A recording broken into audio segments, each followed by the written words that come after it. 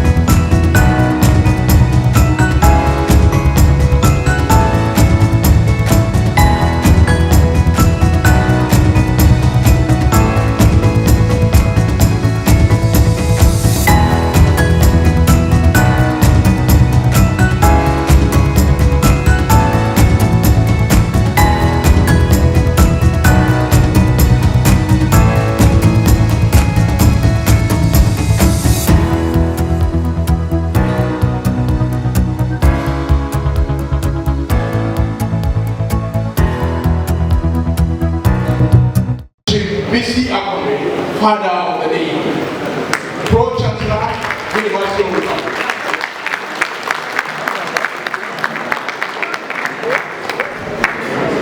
We have a representative of the Executive Governor of Benue State here, in person of a commissioner from that state. I will soon get his name, but if he's here, please, may he rise to be recognized.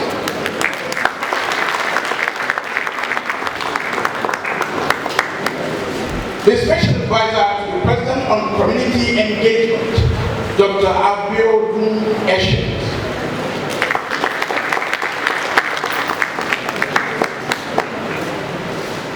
Next, of course, is Mrs. Kemi Nanda, Controller General, Nigerian Immigration Service, the very first lady to have called that state. Please make it louder. Thank you.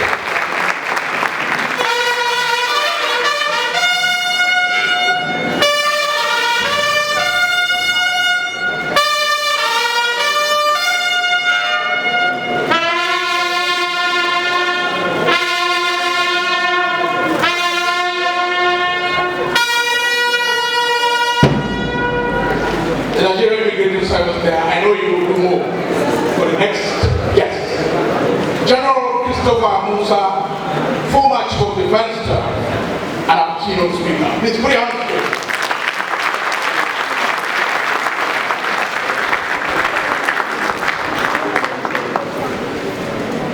Our host, in fact our chief host, somebody that if for not for him, we wouldn't be here in this ambience. Professor Kayode Adebowale, Vice Chancellor, University of Ibadan. Earlier this morning, he gave us an information that would mean an education to me. He said, the whole of Nigeria, there are only 2 universities. I began to wonder how. He said, UI and others. Yes,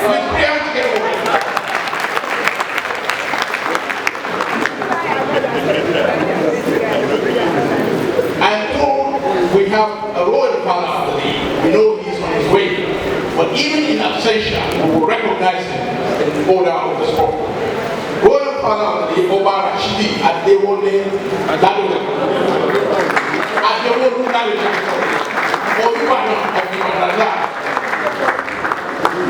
I know we're also expecting the mother of the day, Mrs. Florence Ajimobi, former First Lady of Oyo State. I know she's on her way.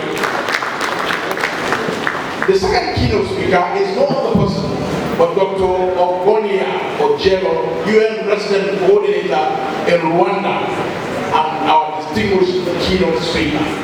Is he here? I know he's on his way. Of course, we come to the family of SPSP, beginning with Professor Suleiman Elias Ogu, FSPSP Chairman, Board of Trustees of the SPSP.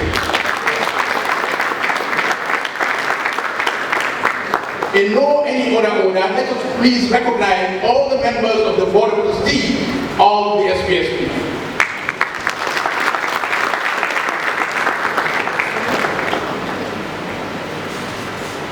And of course, apart from the Board of Trustees, we have also the national members of the National Working Committee of the SPSP, members of the Central Working Committee of the SPSP, and of course the body of fellows of the SPSP, who here is the acting chairman, is represented by Major General Uba. Please, if you see her, and then stand to the recognize. You're welcome.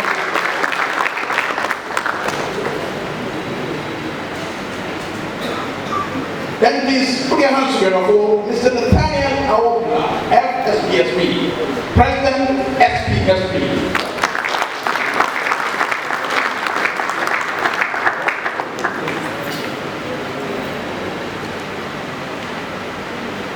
Our distinguished host and distinguished Hall of Fame. It's not everybody that becomes a recipient of the Hall of Fame. But this one is not just a member or a recipient, but is someone that is recognized as the Who Guides World. It will go from today to the 28th in this ancient city of Ibadan. Without much ado, I will pray my indulgence to tell you that the University of Ibadan was established in 1940 at the University College Ibadan. And it was the first university in Nigeria. It initially operated as a college of the University of London before becoming an independent degree-awarding institution in 1962. I will not take much of your time, but I will just tell you that the university just last year celebrated its 77th anniversary. And at that anniversary, it was stated and disclosed that the University of Ibadan produced 447 PhDs. Please, the area exactly. In fact, earlier this morning, the Vice Chancellor told us the goal of the university very soon is to be able to have 60% postgraduate students and 40% undergraduate students.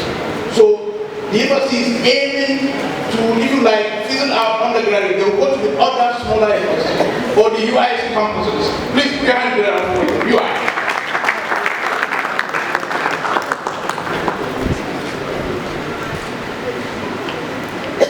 It's my honor and privilege to call on Professor Kayode Adebuwale, Vice Chancellor, University of Ibadan, to come and give us his address for welcome. Please put your hands together.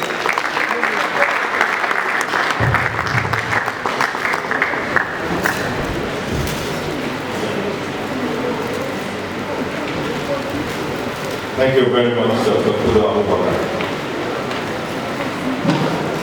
Distinguished ladies and gentlemen, to be able to establish a protocol in an occasion like this, you know, is an adult task. So permit me to gingerly on the protocols that have been established. That we will make some very few recognitions. Permit me to recognize the father of the day, Co-Chancellor and Chairman of Council, His Excellency Chief Isiaka Messi. Our distinguished keynote speaker, the former Chief of Defense Staff, General C.K. Musa. Principal officers of the University of Ibadan, Deputy Vice Chancellor Administrative, Deputy Vice Chancellor Academic, Deputy Vice Chancellor Research, Innovation, and Strategic Partnerships, Registrar, the former Deputy Vice Chancellor, Research, Innovation and Strategic Partnership Manager, all members of the Governing Council of this great institution, all our distinguished fellowship nominees and representatives, the 10th Vice Chancellor of this university, Emeritus Professor Olufemi Bamilowo, the Controller General of the Nigerian Immigration Service, Kenny Nanana,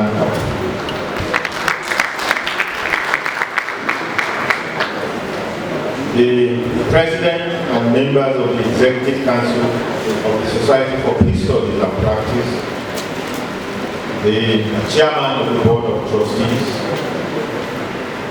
the Guru, that has been called the Guru, and the founder of SPSP, Professor Olawale Alba.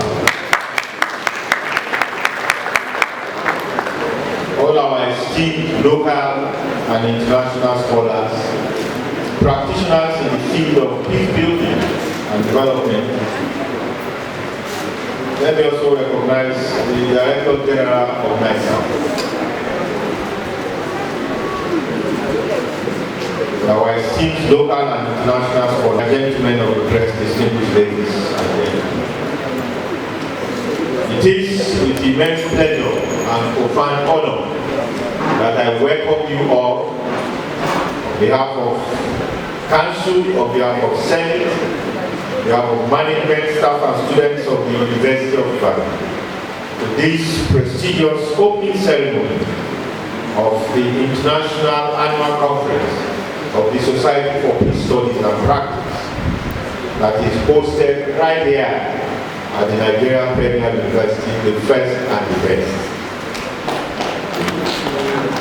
I thought you will all be excited.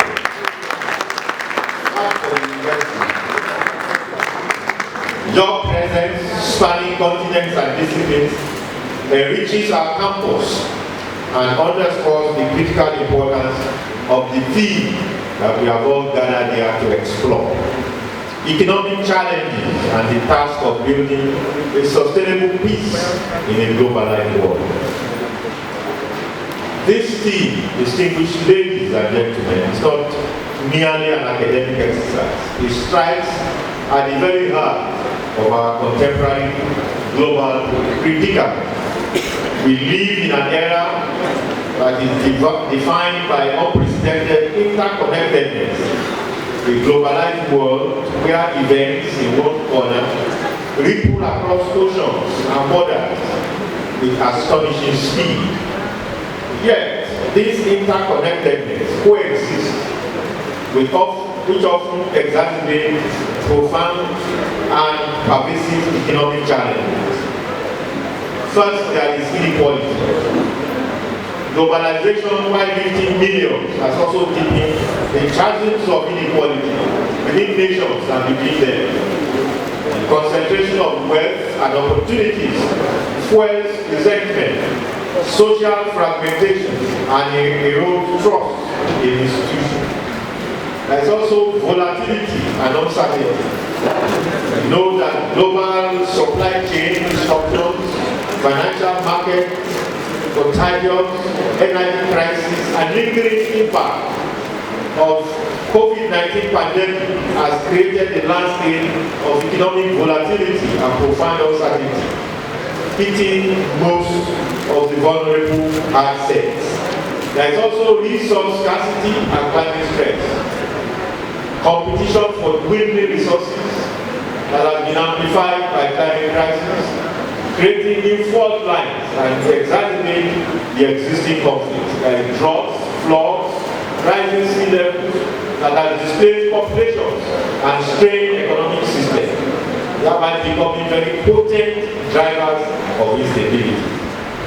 There is also debt burden and austerity, crippling national debt, particularly within the global south, and constrained investment in essential social services, education, healthcare, infrastructures, and these are the foundations upon which a very peaceful and resilient societies are built. Austerity measures often inflame social tensions. Also, unemployment and underemployment. There is high rates of youth unemployment, especially that creates a dangerous reservoir of disillusionment and idle potential easily exploited by those that peddle violence and extremism. Distinguished ladies and gentlemen, all these economic headwinds are not abstract forces. They translate into daily struggles for survival, dark hopes, and a pervasive sense of injustice.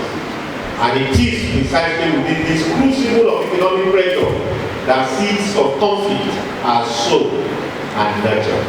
Poverty, deprivation, perceived economic exclusion are also powerful drivers of social unrest.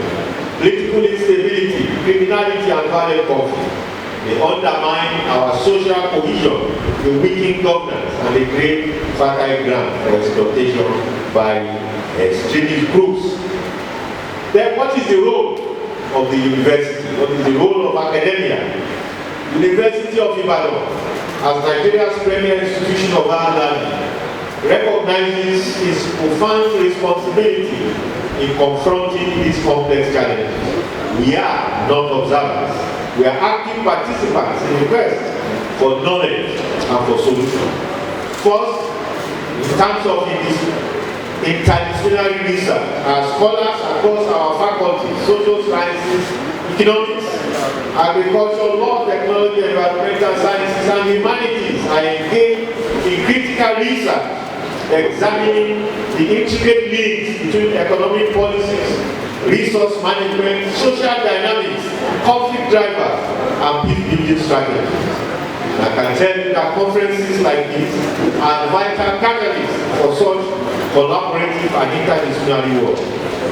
Also, in terms of our teaching and curriculum development, we are committed to educating the next generation of leaders, of peace builders, of economics, of policy makers. We must move beyond traditional paradigms. We must explore bold, innovative economic models that prioritize sustainability, that prioritize equity and human being alongside growth. We'll be able to investigate the role of technology, social entrepreneurship, circular economics, and community-led initiatives. And also let us bridge the gap. Let us forge stronger dialogue and collaboration between economics, peace builders, policymakers, business leaders, environmental scientists, and community representatives. Silo, working in a silo, hinders solutions. Integration is the key. Let us also center on the marginalized. Let's ensure that voices of those that are most affected by economic hardship and conflict, like women, like youth, displaced populations and rural communities are heard, and that their experiences must shape and direct our solutions. Let us advocate for justice. Let us use the knowledge that is generated here to advocate for fairer national and international economic policies, accountable governance, responsible business practices, and increased investment in peace building and sustainable development. And finally, let us build resilience locally. Let us empower communities to develop local economic strategies that will be able to enhance self-reliance, that will manage resources sustainably and build buffers against external shock. In conclusion, ladies and gentlemen, the task before us, building sustainable peace amidst profound economic challenges in a globalized world, is daunting. Yet, it is not insurmountable. It demands our collective intellect, our unwavering commitment to justice and equity, our courage to challenge the status quo, and our deep empathy, particularly for humanity. The University of Ibadan is deeply honored to provide a platform for this crucial gathering. We are confident that the insights, the collaborations, and the actionable recommendations that will emerge from this conference will make a significant contribution to the global pursuit of a more peaceful, just, and prosperous world. Let us engage in this discussion with open minds, critical spirit, and shared determination to find pathways forward. Building sustainable peace requires building economies that is rooted in ethical character, in justice, and in shared prosperity.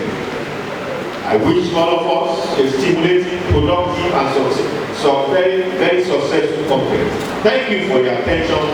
May our collective effort contribute to a more peaceful world. Thank you and God bless.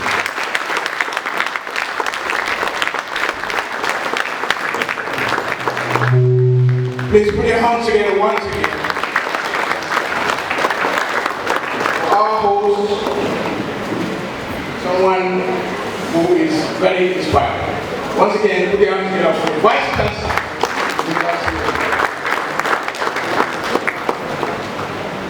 You know, the Vice Chancellor has really given us a lead, and I would say, I of course endorse. And they have Christian have already started. He said it is not easy to come up with a very concise and comprehensive order of protocol. If you observe, most of the people we recognize and acknowledge much earlier appear to be within this country. But this is an international event. We have some people online already who have joined us, and we have those who came all the way from other countries. And are here with us physically. I'm talking of the following delegation. Please put your hands together as I mention their names one by one. Professor Joe Ali is Chairman Board of Directors all the way from Sierra Leone. Please put your hands together. The coordinator of the SPSP Sierra Leone is Dr. Teddy Pone Musa.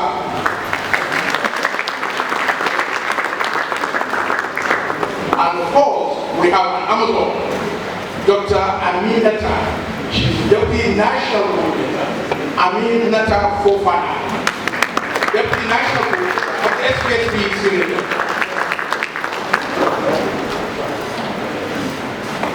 The Vice President South of the SPSP is an academic, a distinguished one for that matter, Dr. Obinech is from the University of Port Harcourt. So it is only natural that we recognize the big delegation all the way from Port Harcourt. Please put your hands together for them.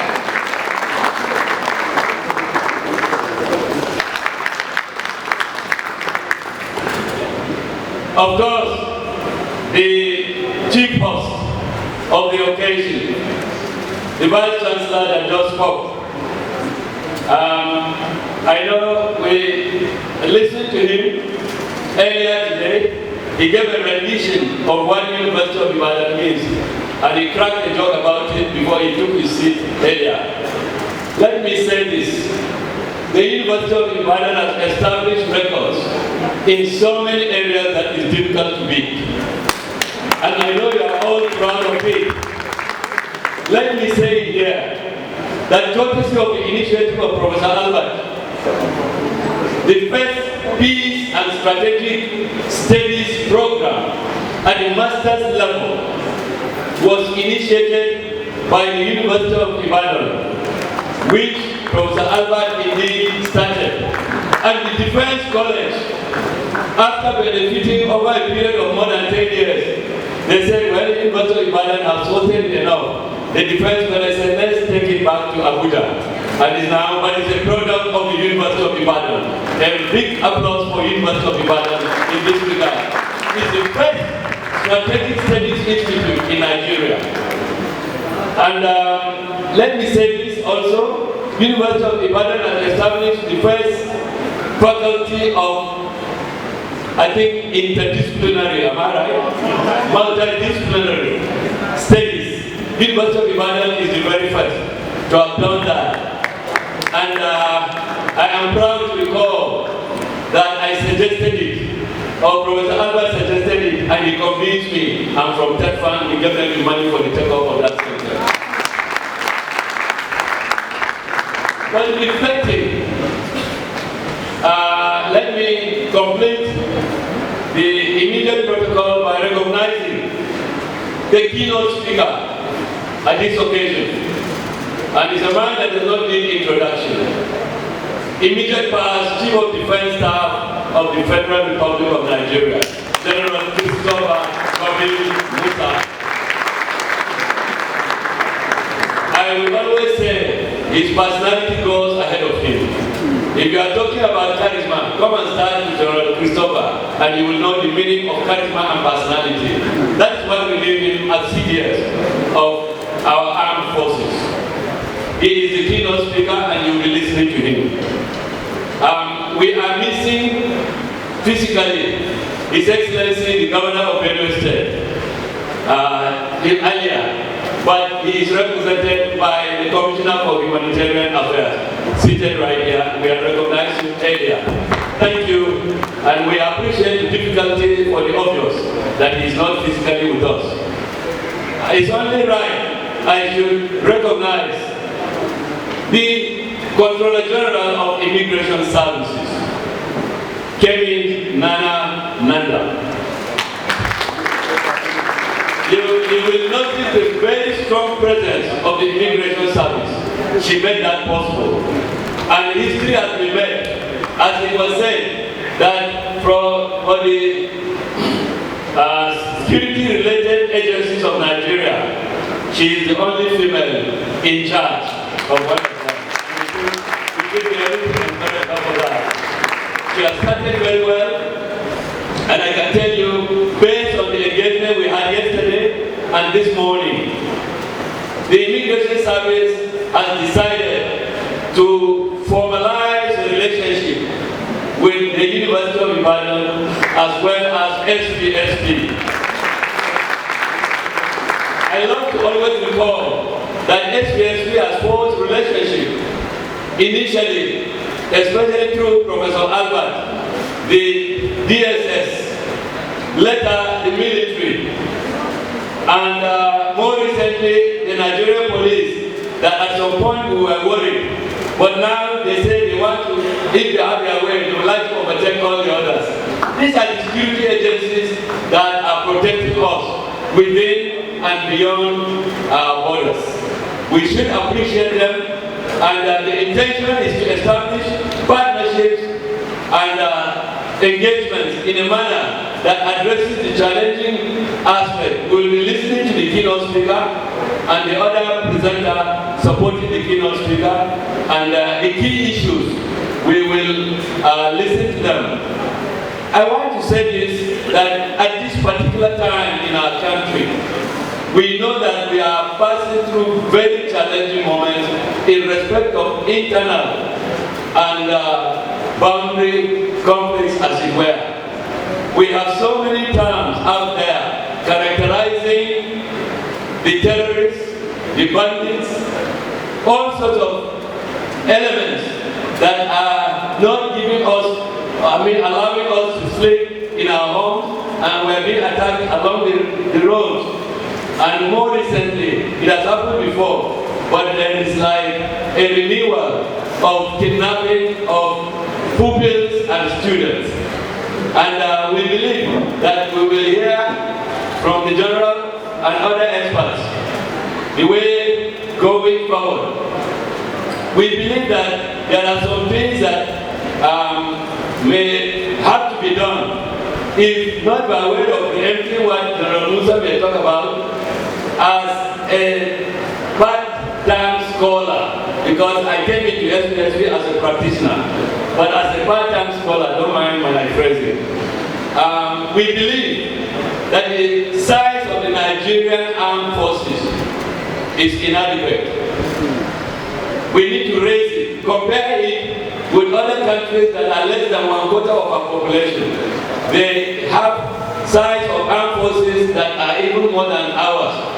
That is, without my saying it, you know what I'm actually suggesting. And we believe that that is very necessary for the purpose of getting it right. Let me say this, that we have a galaxy of personalities that have come for this event. We have vice chancellors that have been introduced, former vice chancellors, some of the most respected former vice chancellors of University of Ibadan, including Professor Olufemi Bamiro. I cannot miss him out there. I know I got him my boss, and he wants to say the other way around. one of the very best. And if there's anybody that has been promoting UI in all ramifications positively, as a former Vice Chancellor, Professor Bamiro is one of them. I don't know if Professor Olayinka is also here. He, along with Bamiro, is to receive the fellowship of SPSP. And there are many others that will be receiving the fellowship. And we know why we do that. Today, let me say this, that SPSP as a hybrid platform of practitioners and scholars has been able to impact Nigeria and convince Nigerians that the way we are going, it is very right. And so we are proud to recognize persons by giving them fellowship. And today, you know it, that the Pro-Chancellor and Chairman of Council of UI, Baba BC, will be receiving the fellowship. We are honored, Daddy. We are honored. Along with the others you see there in the program booklet. Ladies and gentlemen, I can assure you that it's a great privilege and honor to have University of Ibadan host this conference. Last year, it was NDA that hosted it, and the Vice Chancellor, my brother, Professor Adebowale, Fellow of the Academy of Science, requested, Bauchi State was to host this conference this year. And he turned and said, I beg you, hey Joe, I would like you and I to host the next conference.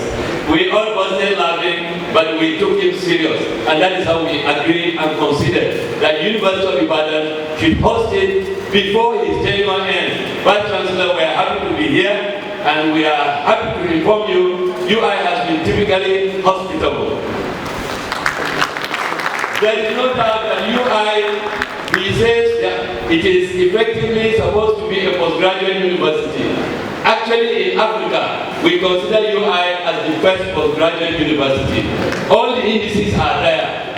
And you know what that means? At TechFund, we used to give them money for capacity building, master's PhD. They said, no, we don't have any. What are we going to do with the money? Professor Olayinka told us. And they asked me, they had 800 million kept aside. They said, can you make it possible that we use that money for postdoctoral? That was how in 2019, I went to the Board of Trustees of TechFund and they approved for the first time. I want to make haste to respectfully acknowledge and deeply appreciate our outstanding Vice Chancellor for graciously rising up last year to request for hosting rights for this conference. For those of you that were in Kaduna, you saw he stood up and he said, let Ibadan host the 2025 conference, and here we are. But I also want to acknowledge the outstanding, the remarkable graciousness of the Board of Trustees Chairman, Professor Suleiman Elias Bukuru, and the Bauchi State branch of SPSP, who also very graciously said they had hosted rights in 2023 and again in 2024, but because UI is the parent of SPSP, they would seat that right. It is important to say this so that you would also understand that that was a wonderful and example of leadership and ensuring that we give due regard to the founding institution of SPSP. This is the 19th annual conference. But SPSP celebrated our 20th year a couple of years ago. But we are always reminded that it was at the foundation of the Peace and Conflict Studies program that the Society for Peace Studies and Practice was established. It is for this reason that I want to return the honor to our parent institution, the University of Ibadan, and I request that we give the University of Ibadan a resounding applause.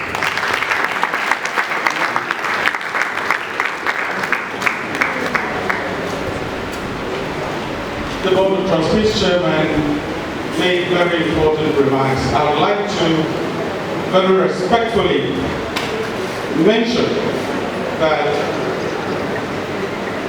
this year we have an array of such eminent persons brought together for this conference that it is difficult to begin to acknowledge. The level of the interest in the Society for Peace Studies and Practice has gone to limits that are truly inspiring. I want to acknowledge the humility and openness of Nigeria's presidency through the Office of the Senior Special Assistant to the President for their willingness to come and share experience of what the presidential initiative has been doing.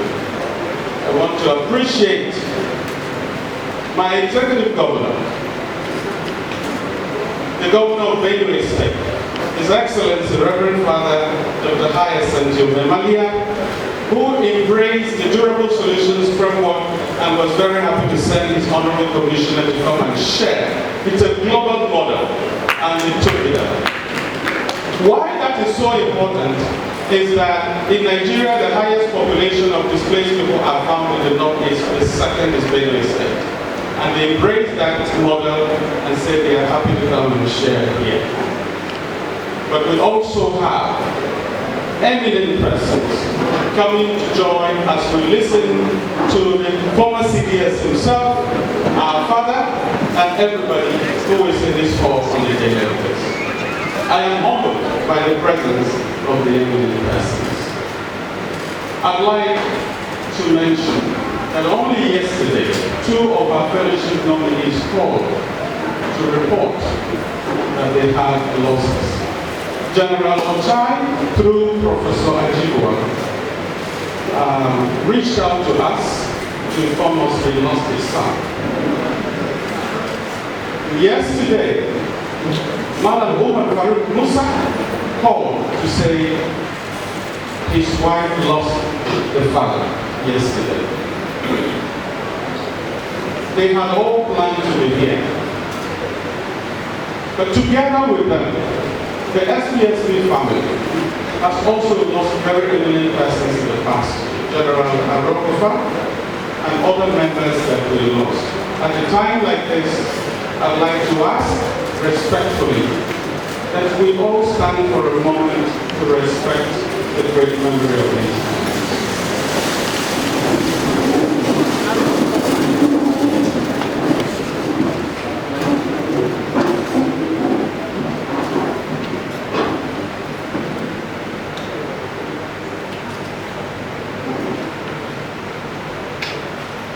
Let us all the Lord of faithful rest in peace. Amen. You may be seated, sirs.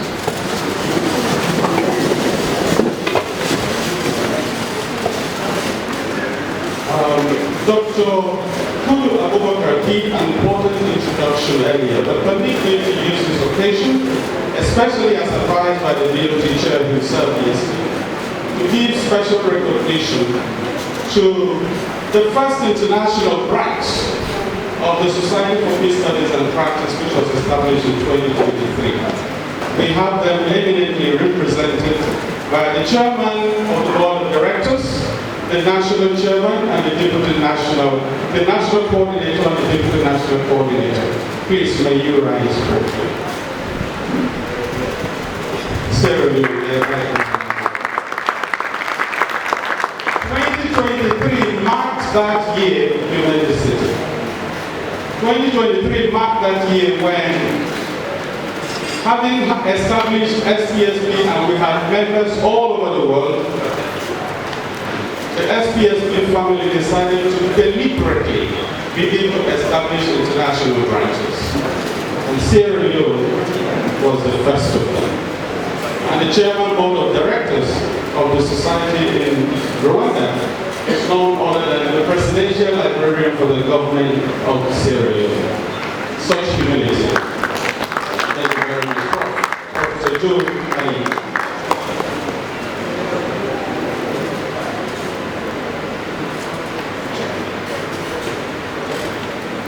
Ali. In 2024, SPSP established the second international branch of the society in Cameroon. And later reviewed and decided that that branch in Cameroon would be a regional branch. Reason is that it would become a hub to help establish national branches rather than to establish individual national branches. The coordinator had desired to be here, but we understand the situation in Cameroon, and he's also the regional director of the Institute for Security Studies in Central Africa. Otherwise, they would have also been represented here. That is, in terms of building branches, international branches, that is what SPSP has done. But SPSP, building on the vision put before us by our founding father and the University of Ibadan, also have been very deliberate to establish sub-national branches and build collaboration. The Board of Trustees Chairman mentioned some of the relationships. With the police, the entire leadership of the police have been trained. Altogether, nearly 270 members of the police, including all the DIGs, the AIGs, the commissioners of police. They were all trained in Abuja, about more than 190 of them in Abuja, and before that, in Jos, about 70. So all most of the CSPs in Nigeria are SPSP members, embracing the peace-building values and integrating them with security management. We signed an MOU with the Nigerian Defense Academy in 2023, and they hosted a conference last year, which was a reflection of a relationship that had started back in 2010 with the Armed Forces Command and Staff College, the Nigerian Army Resource Center hosting SPSP conferences. These are relationships that are very enviable. A few months ago, we were right in this hall to induct the Chief of Naval Staff as a fellow of the Society for Peace Studies and Practice. The society has been embraced by all, and BOT Chair shared a very interesting conversation that we had with the Comptroller General of the Nigerian Immigration Service, who has also opened arms to embrace the partnership with the Society for Peace Studies and Practice. We honor you, we appreciate this openness. I'd like to share, as I try to conclude. Yesterday in the afternoon, we had a pleasant meeting with the Honorable Speaker of the Oyo State House of Assembly. And when it was the turn of SPSP to speak, we did mention that Nigeria, at the age of 65, still does not have a peace policy. An elder statesman, but a former executive governor, a former national chairman of a party that is still ruling, and our father of the day, Chief Bisi Akunde, Pro-Chancellor, Chairman of Council, University of Ibadan. Please put your hands together. As he comes to give his remarks as father of the day.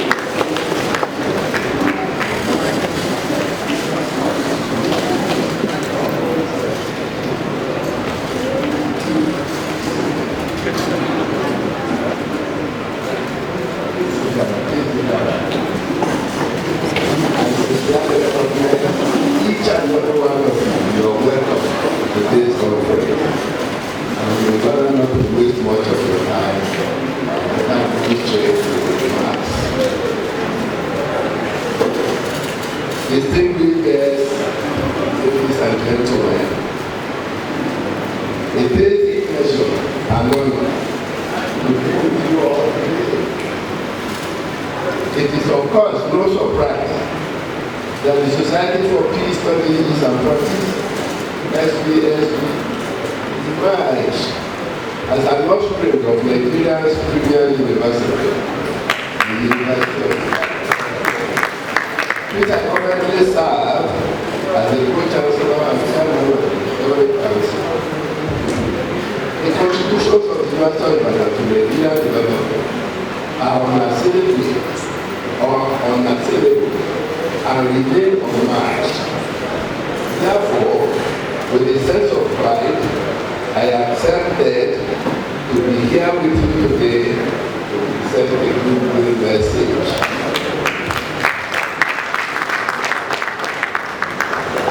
The title of this conference, not at the more auspicious, business development occurring across the world in far and near places, such as horrific wars in Gaza, the intractable conflict in Ukraine, the protracted wars in the Democratic Republic of Congo and in Sudan, the challenges in the Sahel, as well as the fallout of the geopolitical tussle between the superpowers, China and the USA, all these impact upon us.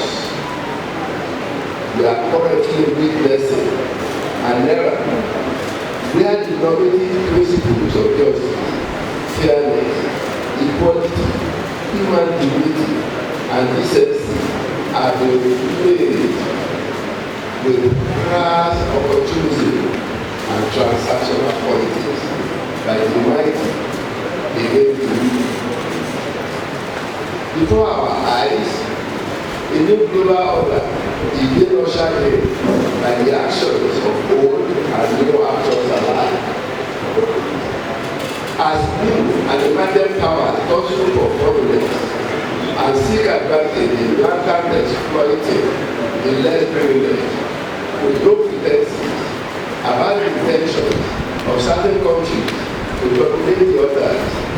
Nigeria has not been immune from the immediate effects and longer-term implications of the shifting geopolitics that we are witnessing. As much as Nigeria is impacted from outside events, including the effects of increased insecurity across our borders, such as in the Sahel and the Niger Basin, our own internal security challenges also impact negatively upon our daily lives and affect beyond the shores of our country. This is because the nature of widespread insecurity manifested in terrorism and violent extremism, criminality and banditry are cross-border in nature and are confined to one country, but occur across borders and among neighbors. In view of the current security challenge that we are witnessing in Nigeria today, I hope that this conference will afford its participants the opportunity to critically examine and prefer viable solutions and policy action to those challenges, taking into cognizance the reality that threats to our security and progress tonight of the external and our forces. Distinguished guests, ladies and gentlemen, the main cause of my message will be to highlight the inextricable linkages between peace, security, and development, and to offer my reflections on some of our most immediate challenges and how to surmount them. I believe that of particular importance for us is the need to critical way to feel that peace scholars have referred to as the peace development methods. Some development and humanitarian practitioners have been in recent times expanded the phenomenon to what they refer to as the tribal justice approach, which links humanitarian action with peace and development as a viable intervention in crisis-driven conflicts. Since you have decided to bring an elderly retiring novice like me, to be handled rightly towards to discuss the specialized and passionate field of human development, allow me not to ignore the academic revolution of constitution, relation, in offering a number of conceptual clarifications that we like to us.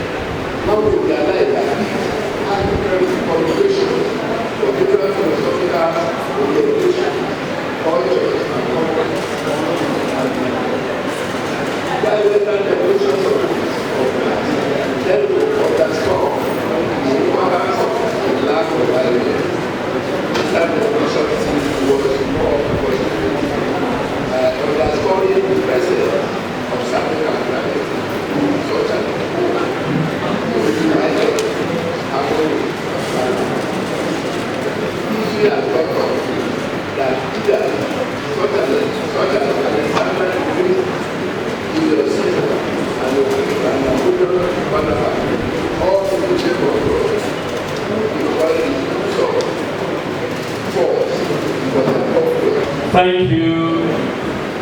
Shall we please very specially acknowledge and appreciate the Father of the Day, Pro-Chancellor and thank you for that profound address. We don't take it for granted. Now, in respect of the fellowships, the next thing will, Dr. Amaka Kudu will invite the keynote speaker, but let me make it clear that in respect of the fellowships, there are some that have not completed some protocols, and their medals were not made available. So they will only be mentioned, and by the time they finish the protocol, after this, the dates for their own formal fellowship, what do you call it, conference, will be done. That's just a small message I wanted to put out. Thank you. Please put your hands together. You can see SBSC release and protocol, and we started to stick to it. We were guided at the initial stage by the University of Ibadan. Please put your hands together again for you. I hope the CEO Africa is ready. Our very first keynote speaker is Dr. Ozonia Ojem.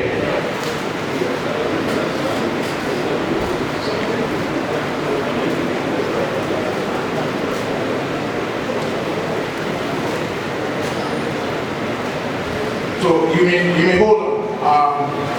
Because Dr. Jolo is joining us virtually, in fact he sent in a video. So I've been guided rightly so that we should start with the keynote speaker that is physically here present with us. Of course, the keynote speaker that is physically here is the immediate part, Chief of Defense Staff of the Nigerian Armed Forces, General Christopher Wakin Musa. Please put your hands together.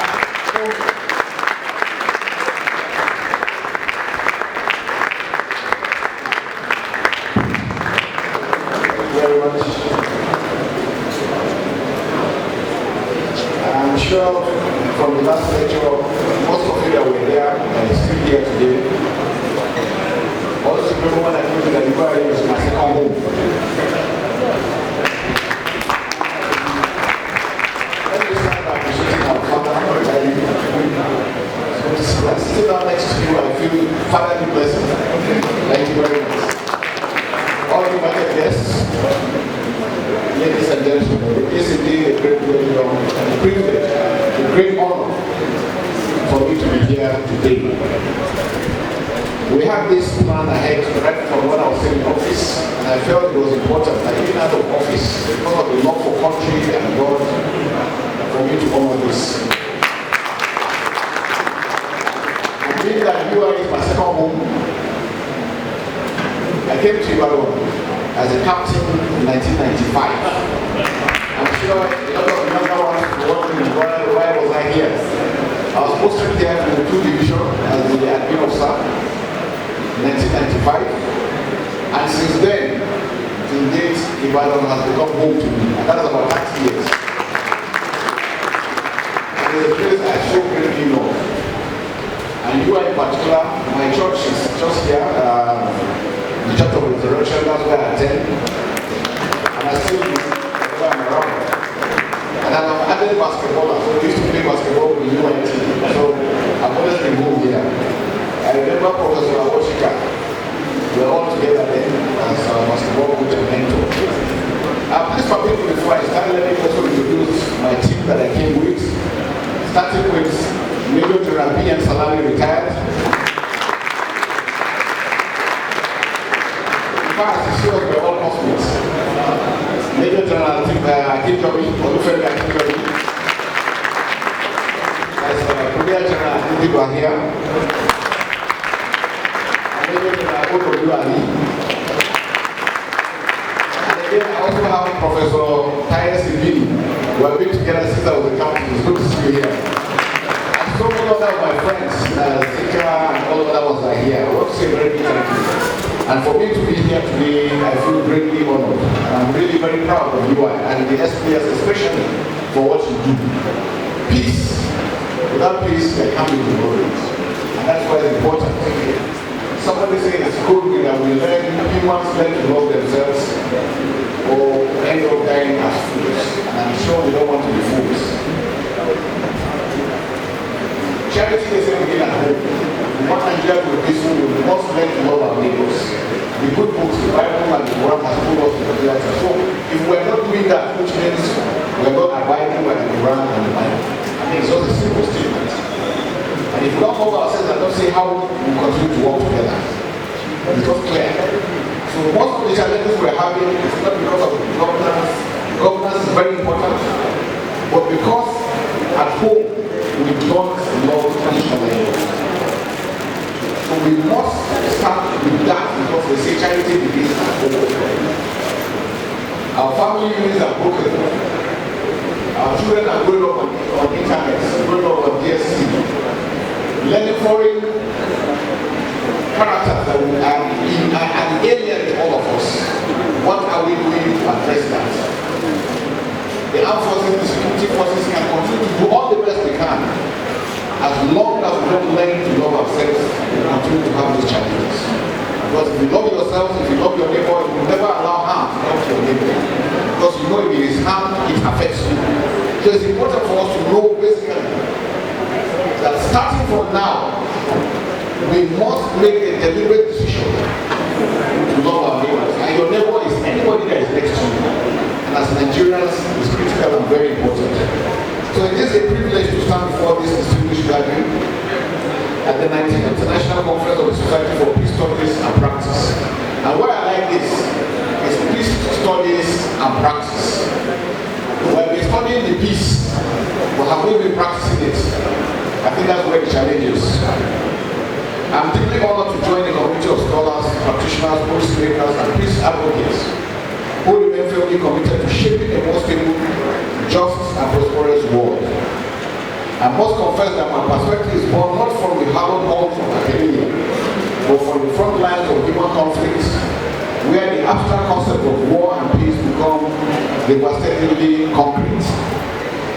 The theme of this conference, Economic Challenges and the Task of Building Sustainable Peace in the Globalized World, is as timely as it is strategic, especially in an era marked by uncertainty and rapid global change. For too long, we have operated in silos, where the military and security apparatus were tasked with creating a space for peace, and their economists and developers were invited to build within it. This sequential model is a relic to a bygone era, ill-suited for the complexities of our interconnected world. Kinetic and non-kinetic must go hand in hand. And I've repeatedly said that we all think it is a military solution. It is not. That is the dimension good governance. As long as the people don't feel loved, don't feel part of the system, that will continue to be challenges. My central argument to you today is that in the 21st century, sustainable peace and inclusive government, economic prosperity are not sequential goals, but they are inextricable links. You cannot have one without the other. What I've observed in conflict zones across Nigeria and beyond is that the absence of war does not constitute peace. I'm very happy to see my brothers and sisters from Sierra Leone. I had a privilege of serving in Sierra Leone. I was in Podlogo in 2002. So Podlogo Salon at my home. It's good to see you here. And this is what the military gives you the opportunity to travel around and interact with people. And we've seen it in the whole of Africa that we are one and the same. Whatever challenges we're having, one go to another is going to be the same challenge, which means we must find ways of making this better for us as Africans. The entire world is looking up to Africa because all the resources, almost all the resources are here in Africa. And yet Africa remains the poorest. So there's a problem. And we must be able to find solutions to those problems. Because poverty and illiteracy are the enemies of progress. What I've observed in conflict, like I said, and the other, the absence of war does not constitute peace. True peace is not merely the silence of guns. It is the presence of justice, opportunity, and the realistic hope of a better tomorrow. Once people do not have a hope of a better tomorrow, that will raise more confidence. The front lines of modern conflict have dramatically shifted. They are no longer only at military checkpoints but are found in the overcrowded university lecture halls where graduates see no future. They are in the villages where farmers and herders clash over resources shrunk by changing climates. They are in the heart of young men and women brimming with energy who find no legitimate place in the formal economy. An idle mind, they say, might be the devil's workshop, but an idle generation is the powder keg ready to explode. Globalization, while a force for incredible innovation and wealth creation, has acted as an accelerant to this underlying tension. It has at times deepened inequalities, creating a world where a financial crisis in a distant capital can trigger a food riot in a local market. We are all interlinked, interwoven. Where illicit financial flows and grand corruption drain billions from national coffers, funds that should be building schools and clinics, thereby directly fueling the grievances that leads to instability. Therefore, the task before us is clear. We must pivot from a reactive posture of managing conflicts to a proactive one of cultivating a resilient, sustainable peace. We must move beyond national security, focus solely on borders to a human security that prioritizes the well-being, dignity, and economic safety of every citizen. Mere political ideals, but the bedrock on which economic stability and social trust are built. This monumental task cannot be shouldered by any single entity. It demands that I call a grand alliance for peace. Here is the Peace Department. Only welcome. Someone like the President SSP told us is already talking about extending partnership of the legislature with the SPSP. Talking of the Right Honorable Adebo of Noi, Honorable Speaker of your State House of Assembly. Please put your hands together. He is also Chairman, Conference of Speakers of the Houses of Assembly in the Federal Republic of Nigeria. Another round of applause.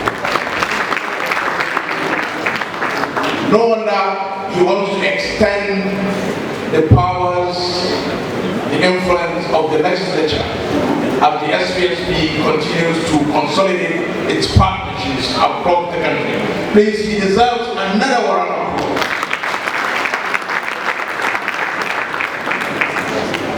If the technical group CEO Africa is ready, our next keynote speaker, are we ready? Because he is joining us virtually, is Dr. Ozonia Ojero, fellow of the SPSP, and I understand he did his master's degree in peace and conflict studies here in UI. He is the UN resident coordinator in Rwanda and also our second keynote speaker. Please put your hands together for Dr. Ozonia Ojero. Of course, we don't have to tell you he's a Nigerian, but he is doing us proud all across Africa, resident in Rwanda. I can't hear that applause. The theme of this year's conference, economic challenges and the tasks of building sustainable peace in a globalized world, could not be more appropriate at this time. The world is currently facing severe interconnected economic challenges. While the specifics may vary by region, there are many major global issues, and these include, first, the issue of slow and uneven economic growth. Many economies are experiencing sluggish growth due to post-COVID-19 pandemic adjustments, geopolitical tensions, and structural weaknesses. Advanced economies face aging populations and productivity slowdown, while developing economies struggle with debt and limited fiscal space. We also have to contend with high public debt by governments that are significantly increasing borrowing as a result of the post-pandemic economic challenges. Today, higher interest rates make it more expensive for countries, especially developing countries, to service their debt, increasing the risk of defaults, and at the same time limiting spending on education, health, and infrastructure. We also have to contend with persistent inflation and high interest rates. Although inflation has decreased in many regions, it remains above target in some economies. Central banks maintain higher interest rates to control it, but these approaches by central banks are constraining investments, laying down, increasing borrowing costs for households and businesses, and resulting in very slow job creation opportunities. Number 4, geopolitical tensions and fragmentation. Conflicts, whether in Ukraine, the Middle East, Sudan, and other parts of the world, as well as the growing US-China rivalry and disrupting trade, increasing energy and commodity price volatility, and reducing investor confidence. Economic fragmentation is leading countries to form competing trade blocs, thereby harming global trade. 5th, supply chain disruptions. Global supply chains remain vulnerable due to extreme weather events, geopolitical conflicts, and shifts towards nearshoring or friendshoring. This affects the availability and cost of goods, especially in technology, agriculture, and energy. 6th, energy transition and climate change. Climate-related disasters are causing economic losses, also resulting in food insecurity and displacement. At the same time, the transition to clean energy requires massive investment. Developing countries face the greatest financing gap for adaptation and mitigation. 7. Technological transformation and job displacement. AI, automation, and digitalization bring productivity gains, but they also create job losses in some sectors, widening the skills gap and creating inequality between high-skilled and low-skilled workers. 8. Inequality. Income and wealth inequality continues to widen between and within countries, between workers with access to technology and education, and those without, between urban and rural areas. This fuels social tensions and political instability. 9. Food insecurity. Driven by conflict, climate shocks, and rising commodity prices, many low-income countries face increasing hunger, with global agricultural markets strained by unpredictable weather patterns. 10. Weak global cooperation. International institutions are struggling to coordinate responses to climate, health, and economic crisis. Reduced multilateral cooperation is making it harder to manage global debt, trade routes, climate finance, and migration.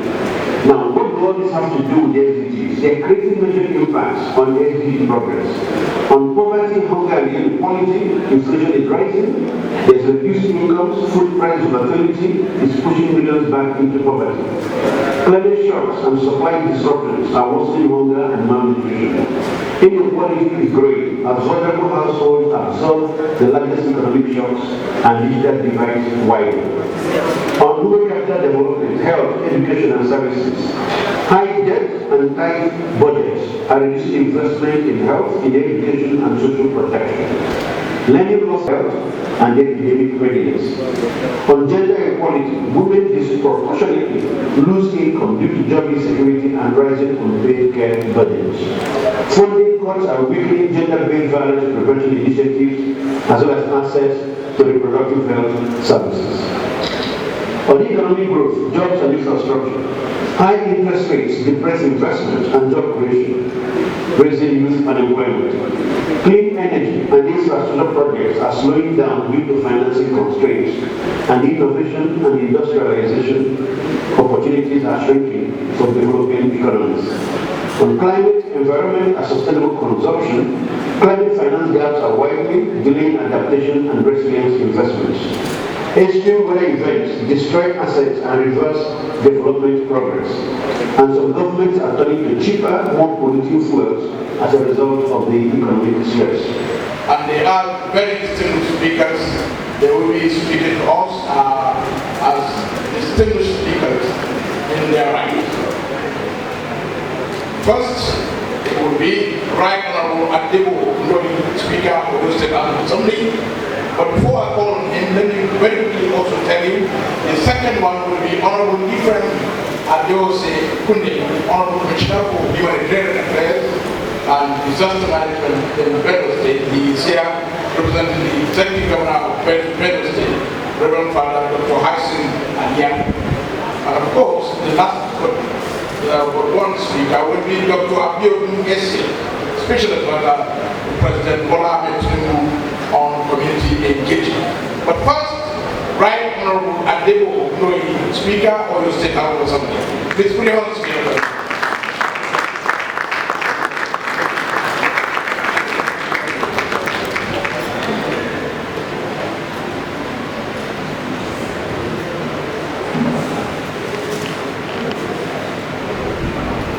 Good morning, distinguished ladies and gentlemen. Allow me to please run through the protocol list. Your Excellency, the former governor of Washington State, who is also the father of the day, Chief B.C. Akonde. You are welcome, sir. You are not only a leader for the APC. We in the PDP also look at you as a moral compass. So you are welcome. His Excellency, the Governor of Benue State, Dr. Ayoma Alia, a special guest of honor, ably represented by my brother, the Honorable Commissioner for Humanitarian Affairs and Disabled Management, Honorable Ephraim Kunde. You're welcome, sir. His Excellency, the former Deputy Governor of Oyo State, Chief Moses Alake Adeyomo. You're welcome. We were just together yesterday, and even before then. Very good man. Thank you. The former Chief of Defense Staff, General C.G. Musa, retired. Thank you for all you do. I personally have watched countless interviews that you've held, and whether you believe it or not, you are one of our heroes. We really appreciate the way you addressed this issue of insecurity and terrorism. Sincerely, from the bottom of my heart, thank you for all you do. Thank you. Dr. Ozonia Ojielo, the United Nations Resident Coordinator in Rwanda, also had President Ambassador Fatima Saad Abubakar, the AG Chair, SPSP Board of Fellows, ably represented by Major General Sadiu Uba, Professor Kayode Adepo Wane, the intellectual, powerful, cerebral Vice Chancellor of the University of Ibadan Project. And just this, I greeted him that way, not just because he is some of my namesake, but because truly he's someone that, yes, he has always lended his support to civil society and anything that would bring about better governance generally. So thank you for all what you've done. Mr. Nathaniel Awapila, I'm sorry for almost murdering your name, the resident of SPSP, the president. Other special guests, esteemed delegates, ladies and gentlemen, and gentlemen of the press. Well, it wasn't a part of the protocol, but I see that the immigration is also there present with us. You're welcome, thank you for everything you've done. And also the CG in the national level too, I believe. Oh yeah, we met several times. I was going to say that both the command in Oyo State and the federal level, they are both females, but it's good to see a very powerful woman taking up the strength. I believe you've done wonderfully well, and I still owe you a courtesy visit. It is a privilege, to be honest, for me to join you at this prestigious gathering convened by the Society for Peace Studies and Practice, SPSP, a body whose work remains critical to our national journey towards lasting peace and sustainable development. Yesterday, when I met with the representative of SPSP in the office, I was talking about the importance of civil society as a building block for a successful community. And the work that SBSP has done cannot be undermined. I commend the organizers for providing this platform for reflection, discourse, and collaboration, especially at a time when our nation is grappling with serious security and social and economic challenges. This conference could not be more relevant, especially at a time like this. As we all know, Nigeria's security situation remains fragile, marked by communal tensions, insurgency, economic disparity, banditry, and a deepening sense of mistrust for some quarters and in a lot of quarters. These issues continue to test the strength of our union and the resolve of our leaders. Let me emphasize that the peace is not the absence of conflict, but the ability to manage it constructively. As Martin Luther King Jr. rightly said, peace is not merely a distant goal that we seek, but the means by which we arrive at that goal. The means at which we arrive at the goal for peace is very important, because we might have a destination that we believe that will bring about peace, but the way we go about that action might even cause even more unrest and insecurity. So the manner in which we approach the issue of peace is very, very important. This is why I am using this platform to challenge all stakeholders, ethnic nationalities, religious institutions, community leaders, political actors, and civil society to rise above narrow interests and become active champions of peace. We must all recognize that Nigeria's survival and progress depends on our collective will to uphold unity, justice, and tolerance. Just yesterday night, I had a back and forth with my wife. She had just watched a new movie that came out on Netflix about how some terrorists or bandits or kidnappers kidnapped a newly married couple. After she watched the movie, I did not watch the movie with her. She attacked me. She attacked me directly because it was an emotional movie for her to watch, because it brought to light the situation that people go through when they are in such situations of kidnapping or they are threatened. The movie brings to light what ordinary Nigerians day to day go through in the hands of these bandits. And when she attacked me, she was providing solutions to what the Nigerian security architecture could do, especially when it comes to tracking bandits, tracking kidnappers. Why can't Nigerians, why don't we have drones? Why don't we have drones with heat sensor?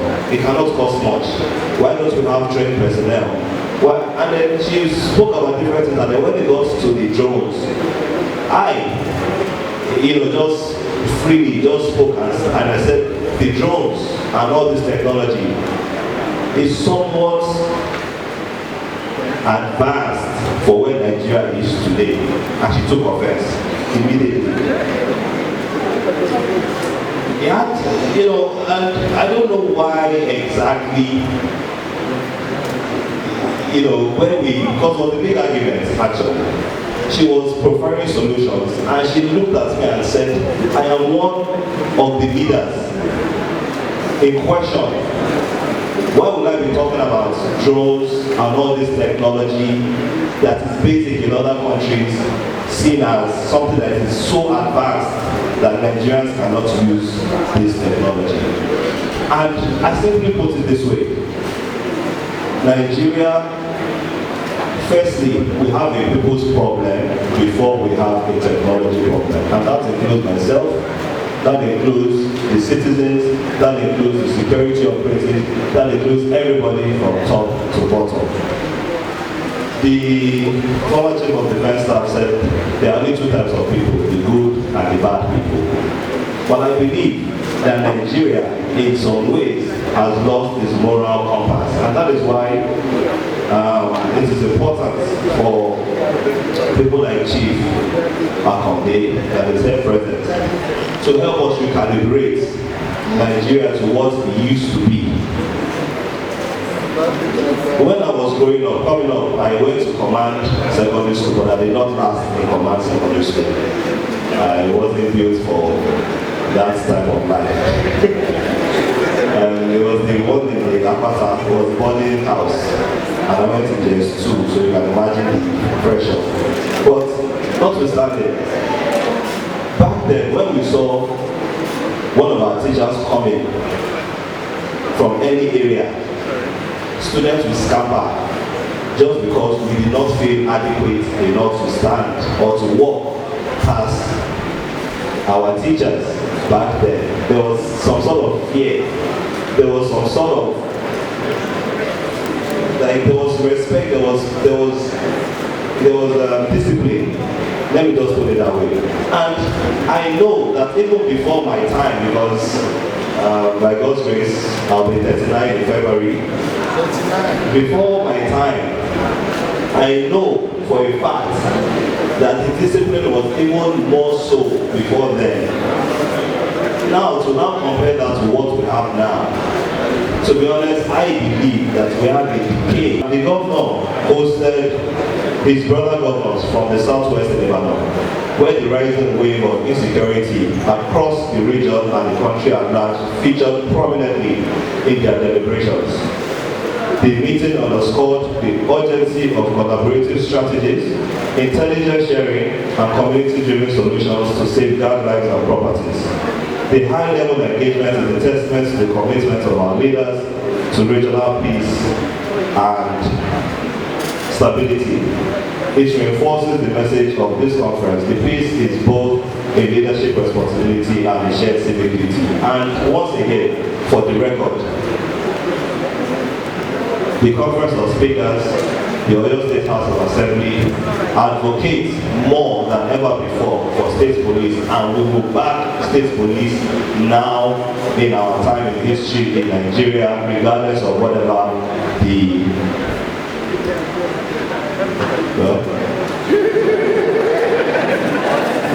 I don't have the power to say my next statement, so I will just peg it there. I'll peg it as that we support state police, and we believe in the future. To be honest, peace building is a global responsibility, and we must commend the tireless efforts of international regional bodies such as the United Nations, the African Union, the Economic Community for West African States, ECOWAS, and the International Crisis Group, among others, for championing peace, dialogue, and human security across the continent. Their work reinforces the ideals we gather to promote today. Their sustainable development cannot be achieved without peace, and peace cannot be preserved without justice, inclusiveness, and collaboration. I also want to commit personally, because we all have to play our part. I'm in the legislature. I couldn't make it to the army. I couldn't even make it through command secondary school. I don't know how I made it through the army. But in my own little way, the House of Assembly, dialoguing with the SPSB, we will sit down and come up with a framework for the Committee of Peace, Strategy and Policy to come up in the Oyo State House of Assembly in the next 2 weeks. That will form the basis in which we will take it as a template for the remaining 36 state houses of assembly, and that is what I can do in my capacity. So I am not the chief security officer, but as a legislature, let us start the engagement. Let's start the dialogue. It is shocking to find out that Nigeria, as a country, we have no peace policy. I read about this yesterday. If we have to build from ground up, we will do so. And if it is that the National Assembly also came and build from top to bottom, we are also welcome. But we will stake our claim and act immediately on establishing the peace strategy and security policy in Oyo State House of Assembly. In conclusion, I am particularly optimistic about the possibilities for meaningful collaboration between the legislature and society for peace studies and practice. As lawmakers, we need innovative approach approaches to enhance our legislative interventions in areas of peace building, conflict prevention, and human security. I look forward to engaging with your body of scholars and practitioners to explore policy frameworks and co-develop legislation that will institutionalize peace education, promote social cohesion, and address the root cause of conflict within our communities. This partnership, I believe, can yield and will yield long-lasting impact on our pursuit of more just, secure, and prosperous society. Thank you, and may peace continue to reign in the United States of Nigeria. God bless you.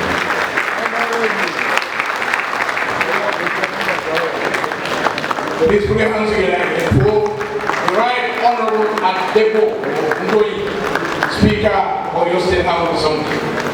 You can see he is leading from where he is as Speaker of the Conference of Speakers of the State House of Government, because he is already telling us that in that position, you will make sure all the state houses of assembly have specialized committees on peace and security. Please, once again, give a big round of applause. If you have a copy of the program, wish to announce the following changes. We will not be going for tea break. We will have the fellowship induction immediately after the foreign speakers have spoken. We observe that it will be very rancorous if we decide to go on a tea break, bring people back to the Nigerian capital. So in the wisdom of our Chairman Board of Trustees, he has told me, announced that immediately after the speech by the representative Executive Governor of Benue State and the speech by the Special Advisor to the President on Community Engagement, we will have a short 10-minute documentary on the SPSP, the journey so far, and of course the leadership of Mr. Nathaniel Hussein Awopina, FSPSP, will be showcased. So, welcome to the podium. Join me to welcome very warmly the Honorable Ephraim Anduase Kunde, Honorable Commissioner for Human and International Affairs and Disaster Management, member of the State Executive of Benue State, here representing the Executive Governor of Benue State. Please put your hands together.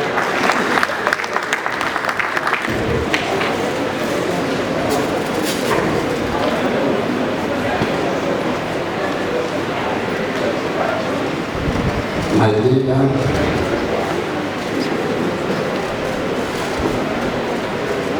Chief PC Akambe, an elder statesman in our country, the Right Honorable Speaker, my sister, she has been with us in Benue a countless time. She's always with us when we cry out. I'm talking of SA to the President of Community Engagement, Dr. Abiodun, CG of Immigration, the immediate past CDS, and my elder brother. He has been with us under the presidential directive and his personal visit to Benue State when we had the issue of the 14th June, the water epidemic that was before Benue that we can't wipe our tears since then. I'm talking of General C.J. Musa.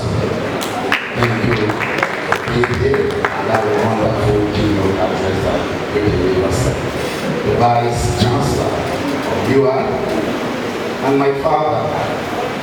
I got engaged with a very wonderful man when I got to Lagos Airport. I was waiting on his arrival. In fact, let me say I received him on behalf of my brother, who is the president of SPSP. I'm talking of Professor S.E. Bogoro. He is the POT of SPSP, my elder brother was the president. He said, "Son, he's my very close." And like when I was given this appointment, I was not in this sector at all. But His Excellency said, with the credential that you presented before me, I believe you can do it. And these are the people that supported me to where I am today. And my two presidents. They work closely with me, and I take advice from me, and that has greatly empowered me to do what I'm doing on people. Please allow me to stand the way established protocol. It is unfortunate that His Excellency Reverend Father Dr. Harrison Malia, the governor of Benue State, is not here present. I was only an advance team for His Excellency, and my name is Mode Onwas, Honorable Commissioner of Humanitarian Affairs and Disaster Management. We had series of conversations landing here today. And this morning we were told that both the majors, all the runways are fully engaged for renovation and build. So, we were so assured, so we could not send this security advance team, and this morning we could not either secure the security of our dear security at home that he can land in any nearby airport and come here by road. So he has sent his apology and sent his warm greetings to the leadership of SBS and the organizers, and his appeal that this a profound confine of the fellow to him and all their worship we schedule in any way he can access, and he will secure the landing any state that he can access and secure the landing permit for him to accept this personally. Do not say I should take any of them on his behalf. We want SPSP to please give him this award in person. He valued so much and aligned with His Excellency that us in Benue, because of what is before us, we accept and appreciate any recognition of this kind. Thank you so much. Let me take this speech. It is with profound humility and deep appreciation that I accept on behalf of His Excellency the Governor of Benue State, the distinguished fellow Society for Peace Studies and Practice, and National Category. We thank the Society sincerely for this nomination and for recognizing the transformative leadership of His Excellency and demonstrated in the pursuit of peace, security, and sustainable solution to displaced population while ensuring humanitarian response in Benue State. As many peace scholars have noted, Johan Gabon's the concept of positive peace to Ladjira's emphasis on inclusion, community-driven peace building, lasting peace requires structures that address both direct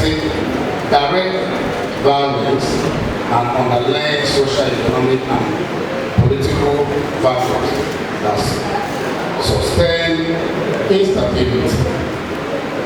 The work undertaken in Benue State reflect those principles in practice. Over the past 2 years, His Excellency has championed evidence-based strategies that put community first to confront one of Nigeria's most complex humanitarian situations. Benue State has developed the IDP policy and the State Global Solution Action Plan grounded in rigorous data, interagency coordination, and the voices of affected communities.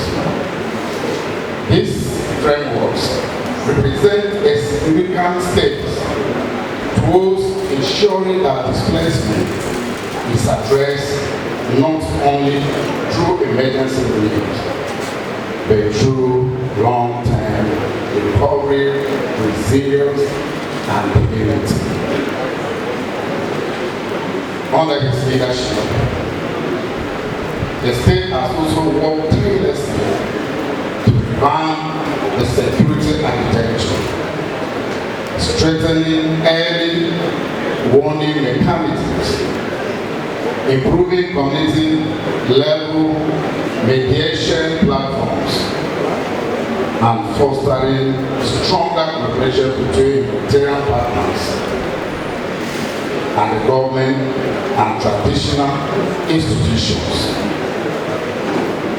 This effort contributes to what scholars describe as human-centered security, a security that protects lives, livelihoods, and the fundamental right of the people. Your recognition today reinforces the importance of this ongoing work and service as a powerful motivation to continue commitment. On behalf of Benue State Government, I extend our heartfelt gratitude to SPSP for its unwavering dedication to advancing scholarly and practical approach to peace across Nigeria and beyond. Guided by the principles of sustainable peace outlined by Gattuso's 1969 and the reconciliation frameworks advanced by Maidara 1997.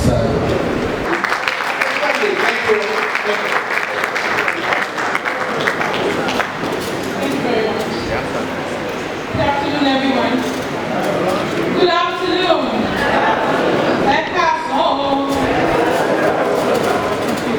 Let me start by recognizing, let me start with the already established protocol watching. Let me recognize my own leader, my father, our party leader as well, Chief Bisi Akode. Thank you so much for what you do.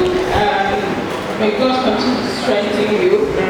And most importantly, let me recognize my own brother, somebody who has been supporting my office, the former chief of the press staff, General Christopher. So thank you so much for what you do, and I wish you all the best. Also, my sister, CG of Custom, thank you so much for what you do in Custom. The organizers, society, immigration, I'm so sorry, apologies for that. The organizers of this program, Society for Peace and Practice, and University of Ibadan, my alma mater, thank you so much for organizing this. And most importantly, the representative of my own governor for my region, Honorable Commissioner for Nigeria, thank you so much. Greetings to my governor as well. He's been doing well, and we thank you for that. Let me start by reassuring you of this president's commitment to sustaining peace in Nigeria. We have coordinated security measures in place. We are engaged terrorist and bandit and other criminal activities in Nigeria. And we are showing you that there shouldn't be any fear or agitation. We are going to get there, and we are going to work with other global partners to restore peace and safety in Nigeria. I'll just share the brief because we've been hearing so much about peace and peacekeeping and other things. But now let me recognize the Right Honorable Speaker of the State of Oyo State Assembly, and also correct an impression. We have sophisticated drones which are being used by our military, sophisticated one. I'm sure maybe it was an oversight.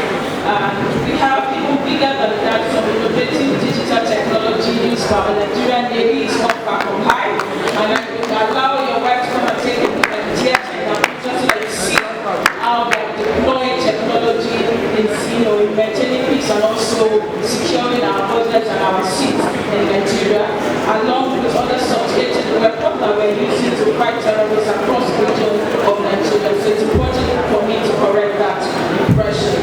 So the Community Engagement Office was created by Mr. President to bridge the gap between the governments and the grassroots communities across all regions, and I happen to be the one coordinating the North Central region on behalf of Mr. President.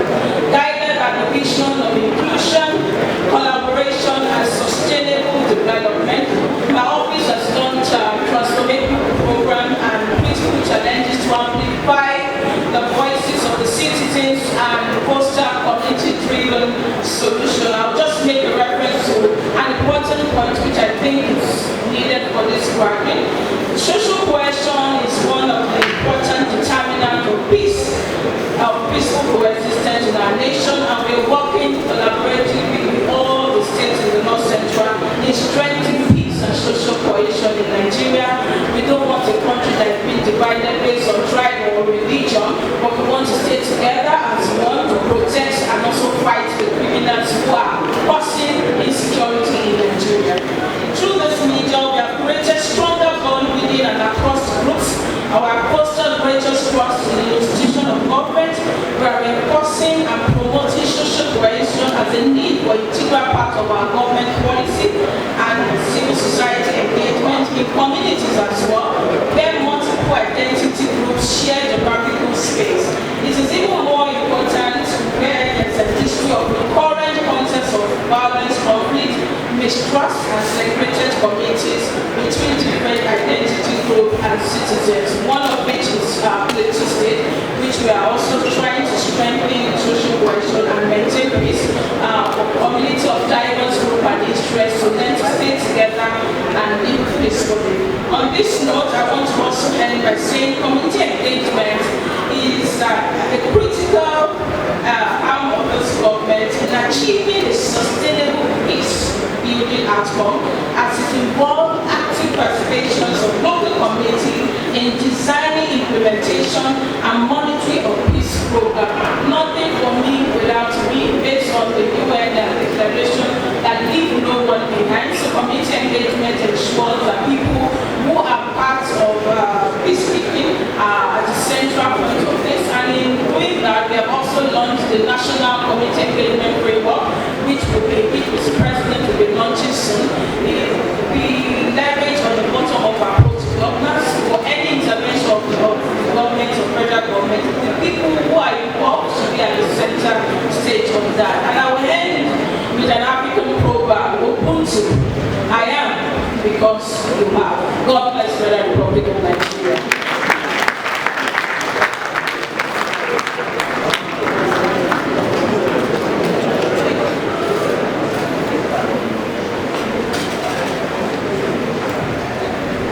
Please put your hands together once again. Our Regional Advisor to the President of Bola Ahmed Tinubu on community engagement. I don't know whether it's me only, but I was expecting some update on the girls, from her. I don't think so. But I think she did mention the fact that the safety of everyone is one of the greatest mandates of the Bola Tinubu administration.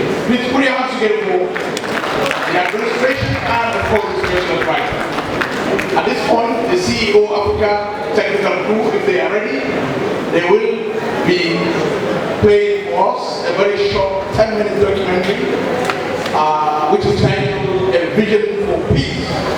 It is kind of, if you like, an update on the activities of the Society for Peace Studies and Practice under the leadership of Nathaniel Hussein SPSB. President SPSB. Are you ready?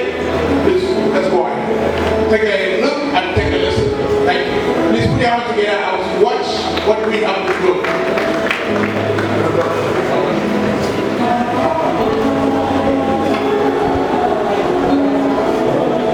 In a world fractured by conflict, the pursuit of peace demands more than good intentions. It requires vision, leadership, and a relentless Nathaniel Sam Awapela at SPSP, the Society for Peace, Studies and Practice. SPSP has embarked on a transformative journey, strengthening institutions, building partnerships, and elevating peace coalition across Nigeria and beyond. Nathaniel Nsen Awapela, with the outstanding members of the National Working Committee, took over the leadership of the society, became president of SPSP at the pivotal moment, with the world confronting regional instability. This administration quickly set out to chart a bold strategic path. The administration's first priority was to anchor SPSP in a robust strategic foundation. Under its leadership, the society drafted its first 5-year organizational strategy, informed by global imperatives like the United Nations Sustainable Development Goals, especially SDG 16, peace, justice, and strong institutions, and SDG 17, partnerships, and anchored in African realities such as the EU agenda and regional security frameworks like ECOWAS, which is being finalized. This process received technical support at the nation stage from the United Nations designated senior peace and development advisor. Simultaneously, SPSP instituted strengthened governance structures. A temporary board of affairs was constituted in November 2023, with external expert support setting the stage for the full fairness Congress and election of a permanent board, a body of eminent experts composed of distinguished African peace and security practitioners, was also initiated, established, which upon commencement should advise SPSP in governance on conflict prevention and sustainable peace. In much needed operational reform, standard operating procedures, SOPs, was formalized for establishing new branches, for organizing conferences, creating clarity, consistency, and institutional memory. In the digital age, knowledge must travel far beyond paper and print.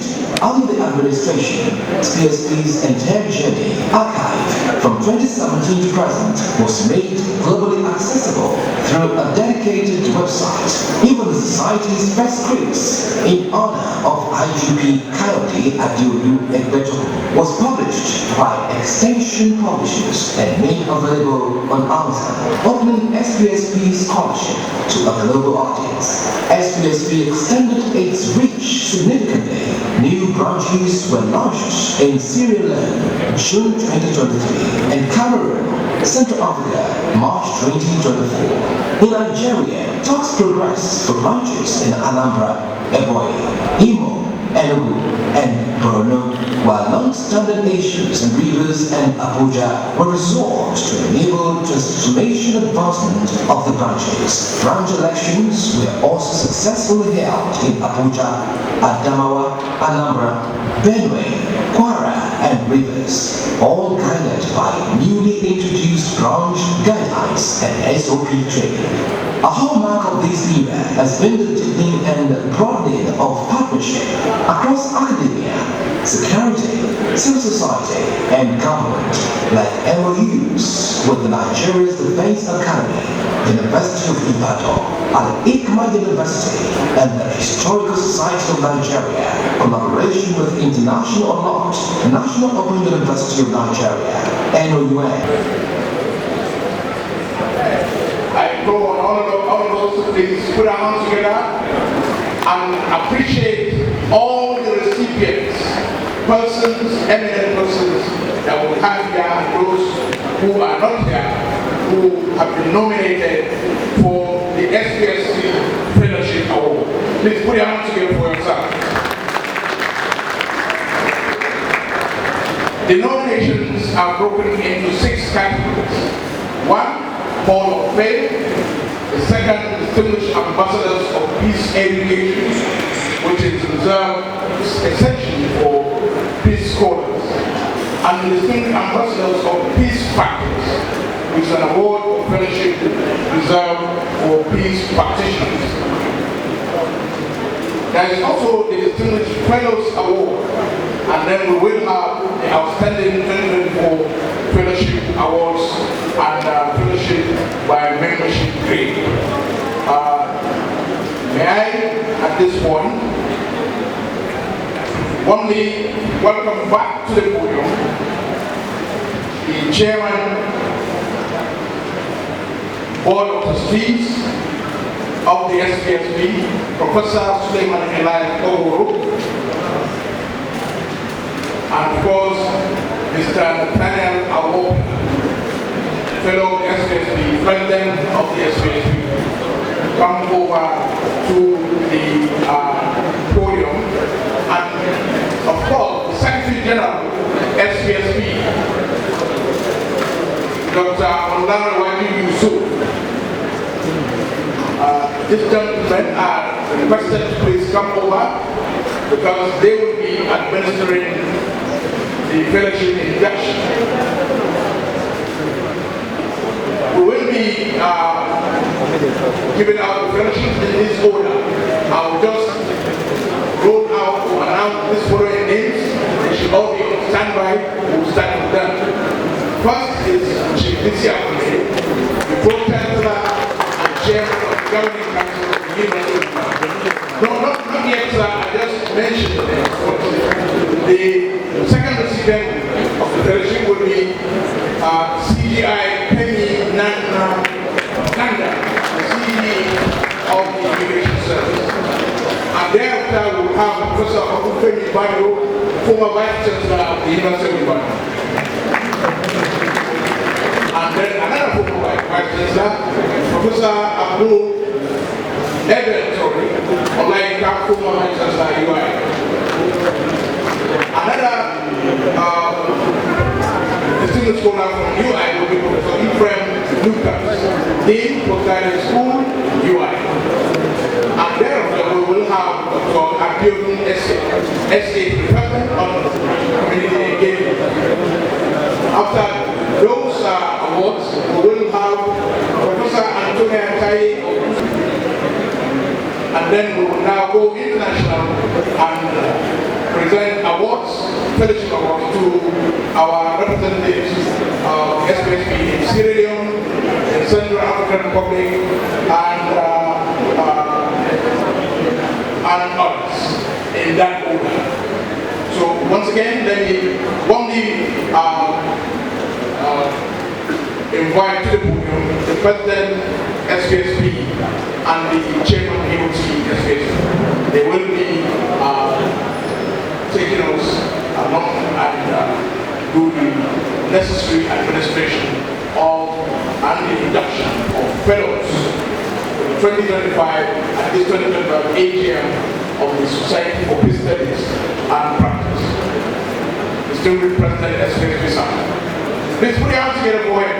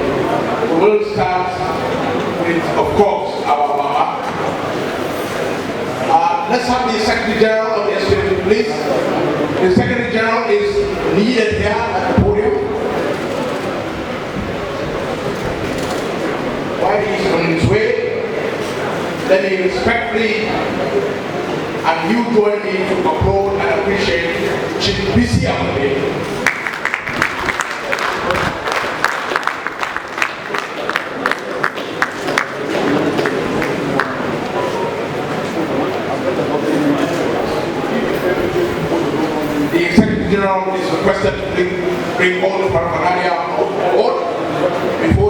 While he's doing that, let me once again join me, please, in inviting our father, our daddy, our papa, Chief Bishop.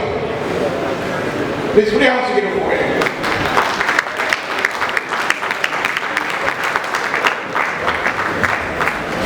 He has been honored today with the distinguished fellowship of the SPSP.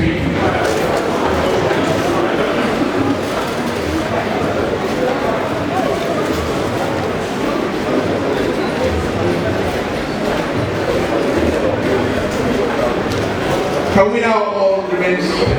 Thank you. Chief Adebisi Bamidele Akon, the distinguished Nigerian citizen whose life of public service combined professional rigor with political stewardship. Born in Lao in. Can we sit and be quiet, please? Can we have some quiet? This is a very solemn occasion. Please let us respect it. A distinguished elder statesman is standing before us and we're making noise. I'm not allowed people to stand. Please. You stand the same you have. I'm sorry. It's not right. Chief Adebisi Bamidele is a distinguished Nigerian statesman whose life of public service combines professional rigor with political stewardship. Born in Ilabora in 1939, he received his early education at the native authority school, OK Aloy, and the Methodist school, Ode Omre, before qualifying profession in accountancy and rising to become a fellow of the Chartered Institute of Cost and Management Accountants. His professional and administrative career includes service as Secretary to all Oyo State Government and as Deputy Governor of Oyo State during the Second Republic. He later governed Osun State from 1999 to 2003, while his administration emphasized fiscal discipline and institutional reforms. A founding figure in Progressive Party formation, Chiwakande was the principal architect of several party platforms and served as the first interim national chairman in the formation of major national coalitions, later acting as an elder statesman and mentor to generations of political leaders. His contributions extend beyond partisan politics to public lectures, policy advocacy, and the promotion of accountable governance. Now regarded as a venerable national elder, his steady mediation, emphasis on institutional rules, and commitment to democratic practice had a discernible moderating influence on political contestation, contributing to peace building and conflict transformation in Nigeria's evolving democratic space.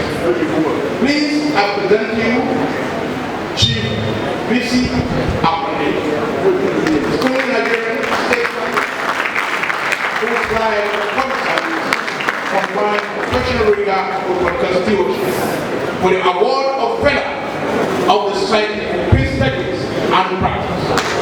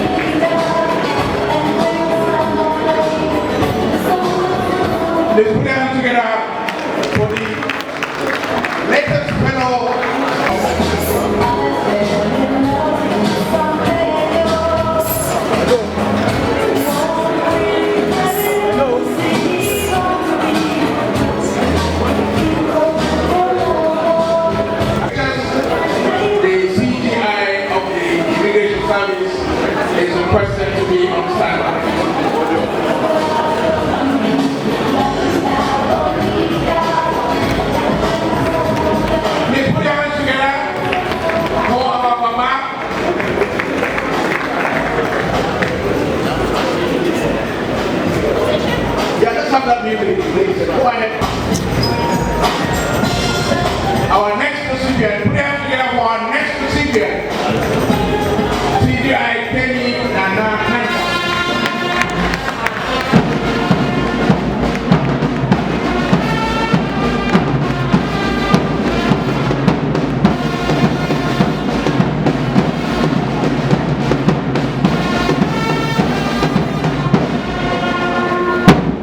I noticed that even the chief drummer is a lady, while the CGI is a lady. Please put your hands together for the lady.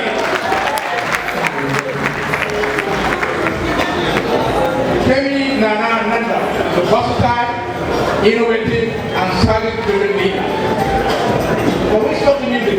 Reduce it. Right. Kemi Nana Nanda is a versatile, innovative, and service-driven leader whose career reflects exceptional dedication to national security, border, immigration governance, and institutional transformation.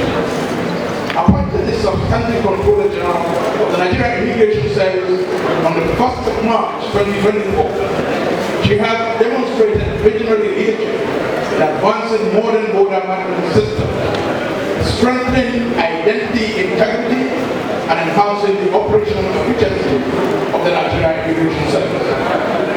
Our tenure is marked by strategic reforms, technological innovation, and deep commitment to professionalism.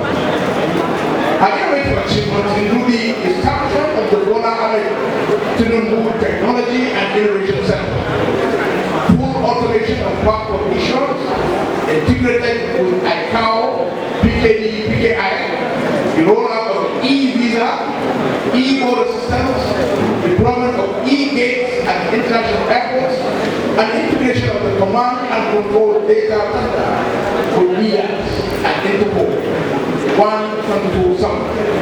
She also upgraded the 24/7 NIS contact center, enhanced border intelligence with advanced passenger information and passenger record, API/VNR analysis system.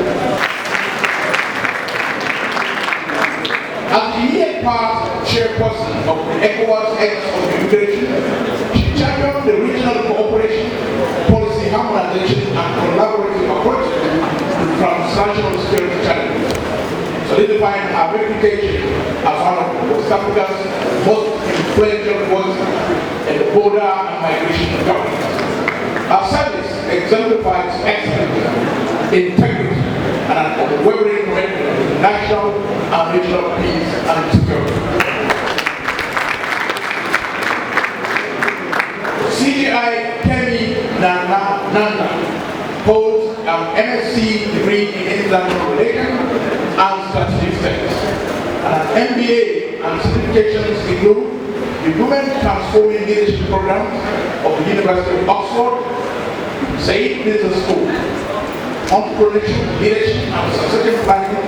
She's a member of the Central Professional Institute and is pursuing a PhD in Public Policy and Governance. CGI Kemi Nana Nanda is married with children and enjoys reading, traveling, golf, badminton, fitness, and humanitarian work. What an please put your hands together as I present you CGI Kemi Nana for the award of Fellow of the Society for Peace Studies and Practice.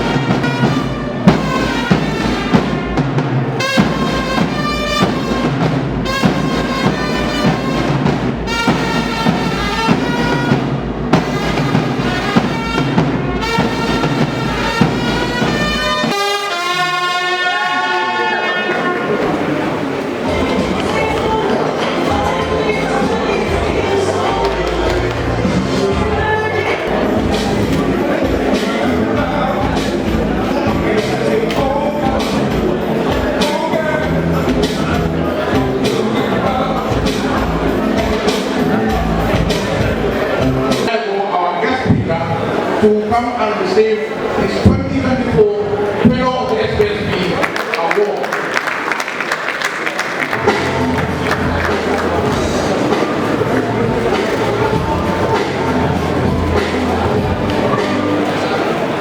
General Christopher Kwapin Musa OFR, born 25th of December 1967, is a Nigerian Army general who served as the 18th Chief of Defense Staff of Nigeria. He was appointed to the position by President Bola Ahmed Tinubu on the 19th of June 2023 and served until the 30th of October 2025. Please put your hands together for him.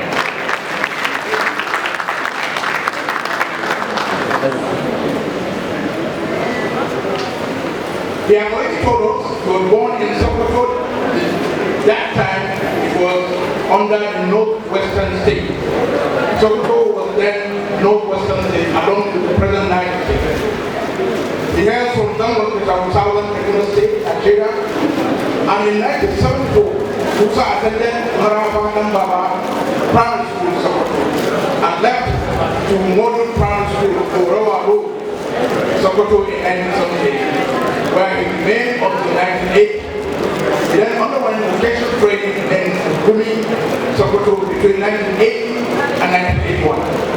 In 1981, he was enrolled into the Federal Government College, Sokoto, completing his O-levels in 1985. He was part of the National Cadet Corps while he enrolled there. He was admitted to the College of Advanced Studies Zaria and was there until 1986.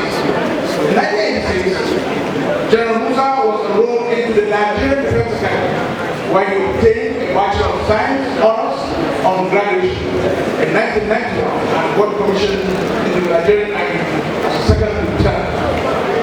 In September 1991, he enrolled as a member of the 38th Regular Post 21 in the Nigerian Defense Academy and underwent a Mechanical Transportation Officer course in 1992. In 1993, General Musa went through the Young Officers Course in Infantry, the Regimental Signal Officers Course in 1998, and in 2000, a junior course at the Armed Forces Command and Staff College. Between 2004 and 2005, he went through a senior course at the Armed Forces Command and Staff College. Between 2007 and 2008, he earned an advanced diploma in security management at the University of Lagos.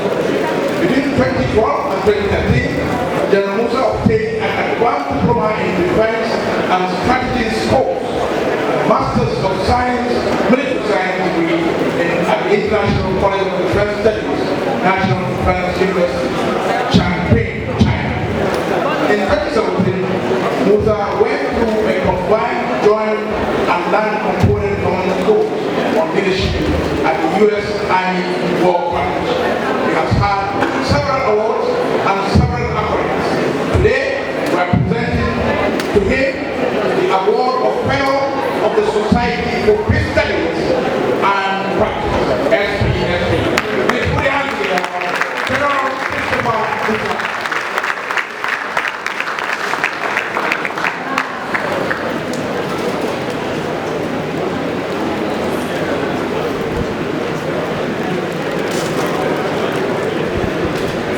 The next recipient should get ready.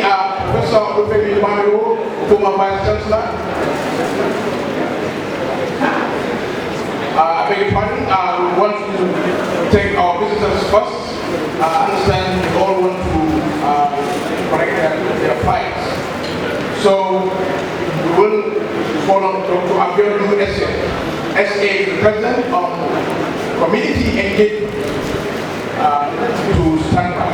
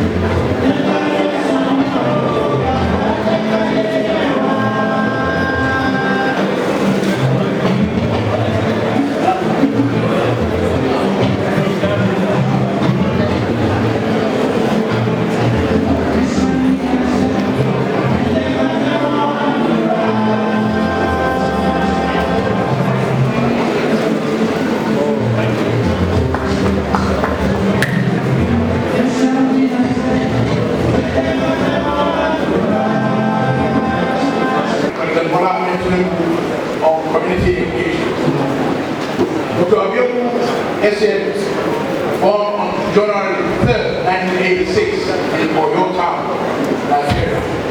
She's a distinguished nurse, gender rights advocate, and community development leader. She completed her early education at Grade 1 Nursery and Primary School and Queen's School. You can see she is a son or daughter of the son. Please put your hands together for her. Before obtaining her senior secondary school certificate from United Missionary Comprehensive College in 2000, the president earned a Bachelor of Science in Nursing from Ladoke Akitola University of Technology in 2009. She followed that up with a Master of Public Health from the University of Ibadan in 2016. She furthered her studies with a PhD in International Development from the University of International Business and Economics, Beijing in 2025. Please put your hands together for her. Professionally, the president has held significant positions, including Senior Special Assistant to the President of Nigeria on Community Engagement. She's also the founder of the Abiodun Essay Initiative for Girls, an organization dedicated to empowering women and girls through education and advocacy. Her leadership extends to roles such as the National Director for Women, Gender and Development Affairs at the African Youth Development Commission. In the realm of peace and conflict, Dr. Abiodun Essay has been instrumental in fostering dialogue and reconciliation. Through initiatives like the Presidential Community Engagement Peace Initiative, she has facilitated discussions among diverse community groups, including the Yet Allah Cattle Breeders Association. And she promoted lasting harmony in regions affected by conflict. Her efforts have significantly contributed to building peaceful communities and advancing sustainable development in Nigeria. Today, SSP is honored and privileged to be presenting the Award of Fellow SPSP to Dr. Abiodun SA, President of Community Engagement. Please put your hands together.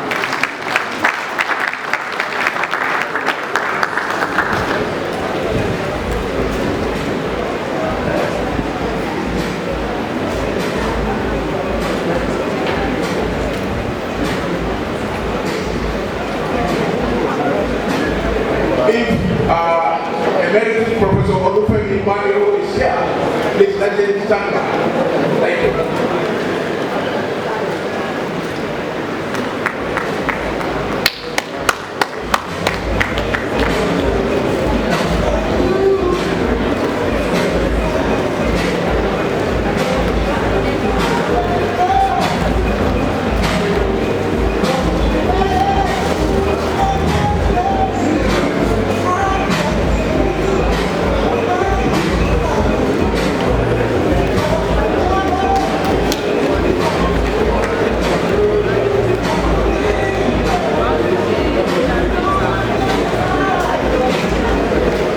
Please let's put our hands together here. Once again, for Dr. Abiodun Essay. Thank you. Thank you.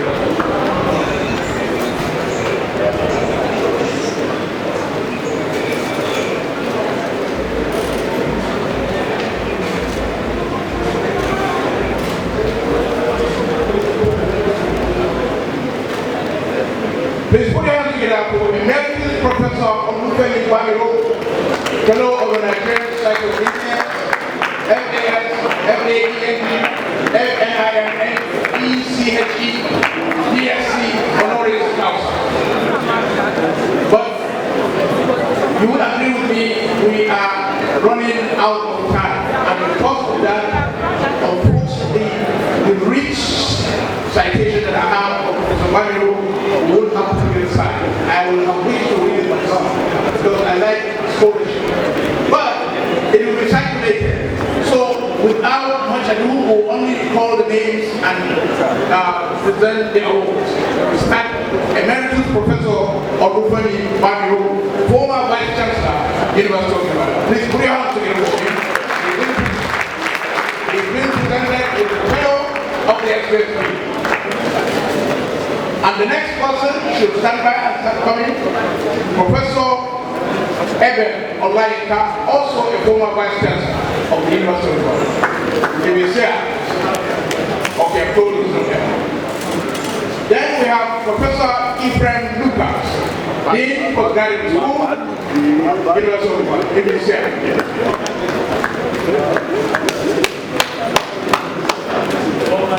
Former Dean, Professor Ephraim Lucas, former Dean from Postgraduate School, University of Ibadan.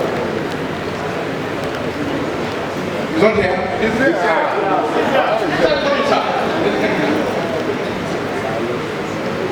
Please put your hands together for him.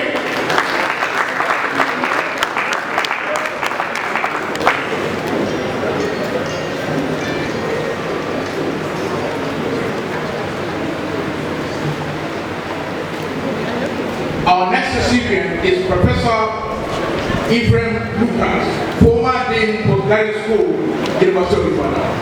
Please put your hands together for him.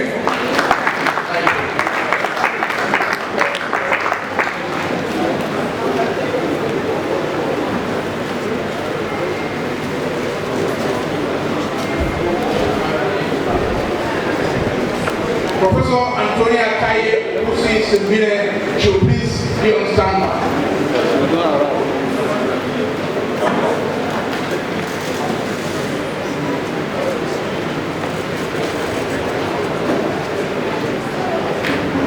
Then our friends from Sierra Leone should be on standby.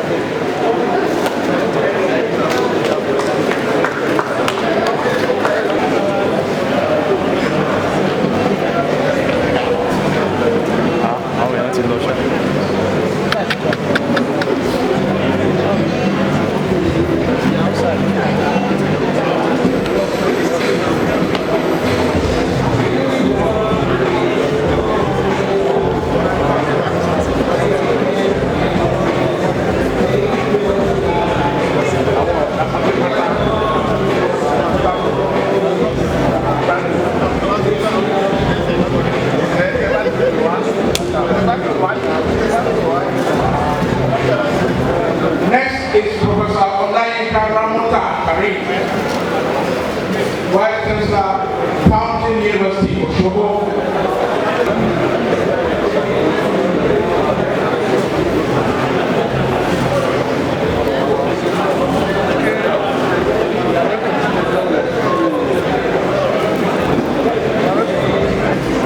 Professor Rashid Oyewole Olani, Dean Faculty of Arts, University of Ibadan. Is here? Is he here?